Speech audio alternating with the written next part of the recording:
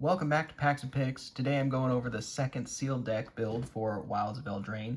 Like usual, last week I broke down the cards by color, so I'm going to go over some of my thoughts for each of the colors in the pool and what I'm thinking about the deck I landed on.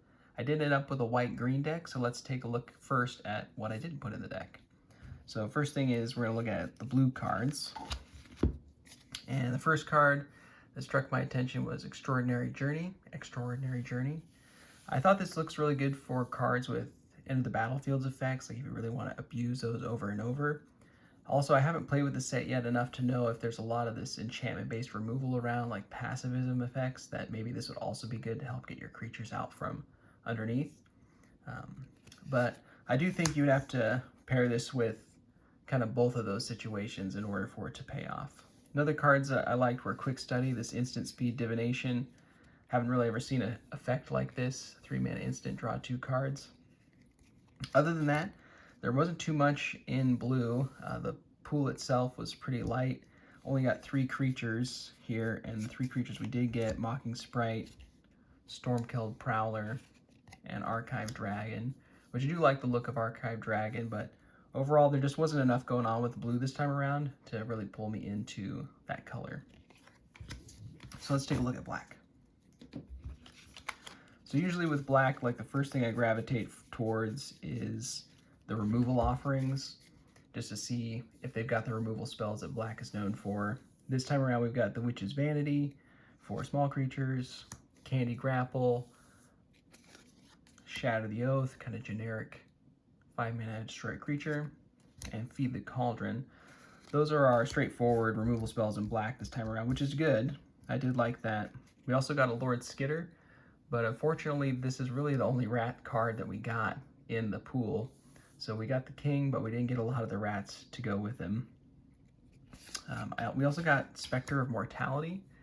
This is a card that I did like the look of, but it doesn't quite synergize with the rats, so you kind of have to decide if you're going to be in rats for the deck or not, because you might end up killing a lot of your rats if you are going the rat strategy with Spectre of Mortality. But otherwise, it would work great if your opponent's playing rats or small creatures, so I did like that. And then we did have some good creatures in black, like Ashiok's Reaper, Stingblade Assassin, kind of a pseudo removal spell there. And then just some generally good support stuff in black as well. As we'll see here in a bit, this is one of the contenders I think you could take the pool, is with the black cards. And then for red, take a look at red. So kind of like with black, I usually go towards the burn spells or removal spells first to see what red is offering. So we got things like Witchstalker Frenzy, Cut In, Frantic Firebolt for our removal interaction package. And then I was really interested in just the consistency of this red pool. So we got 2 Grand Ball Guests, we got 2 Minecart Daredevil, 2 Merry Bards. These are all cards I think would be perfectly fine in a sealed deck and would give us some really good consistency that you often don't see in limited. So I did like the look of that. And then we also had a Shared Animosity, which in this red pool, our shared creature type would most often be humans, but this would be a great card for human deck, the rat deck for sure. Similarly, we got Goblin Bombardment, so I could see this also being really great for the rat deck. So that's really what I saw out of red. And then as far as like the multicolored cards go, we did get a Neva, Stalked by Nightmares. So I did like the look of this. If you go in the white-black direction with the pool, she would definitely be in there for sure. I like it because it makes your opponent think about, do I kill Neva or do I kill the enchantment? And so it puts that difficult decision back on the opponent. We also got Totentans. Unfortunately, didn't get the rats to back him up this time around. And then we also got a Fawnsbane Troll, which I do like the look of. If my fixing was a little bit better, I think this would have been a splash in the white-green deck that I ultimately built, but just didn't have it this time around.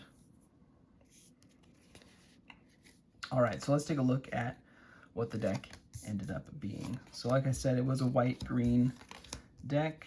I'm going to lay it out by mana curve.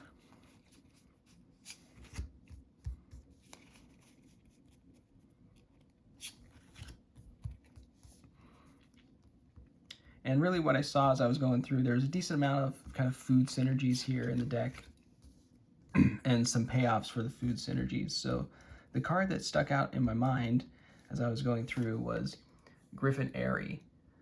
So really good synergy with food, giving you 3 life. And so this time around, I felt like there was enough food in the pool that we could maybe support building around a card like Griffin Airy. We've got 5 food cards out there, maybe more depending on how you count a card like Skybeast Tracker.